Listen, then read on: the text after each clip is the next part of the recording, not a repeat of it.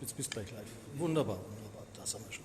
Wunderbar, schönen guten Morgen, mein Name ist Werner Theiner. Wir sind hier in unserer Lounge in der Leopoldstraße und wir freuen uns heute über eine kleine Frühstücksrunde zum Thema Golden Nuggets. Was heißt das denn? Golden Nuggets, das sind die kleinen Kunstwerke für die Unternehmensfinanzierung beim Mittelstand. Öffentliche Fördermittel heißt hier das Stichwort. Wunderbar, also du bist unser Experte im German Mittelstand für den Bereich Fördergelder.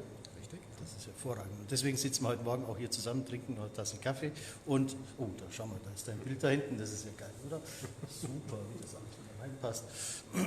Und ja, also wir machen hier jetzt gleich eine Frühstücksrunde, dementsprechend muss ich schon wieder aufhören, weil ich versuche jetzt die Leute auch zu begrüßen. Und wen das interessiert, der schaut auf www.german-mittelstand.network. Ich habe unsere Adresse auswendig gelernt, ich bin stolz. Hier neben mir, der Andi schaut, der hat mich gerade wieder souffliert. Soufflöse gemacht, eine Soufflöse gemacht. Souffliert ist wieder was anderes.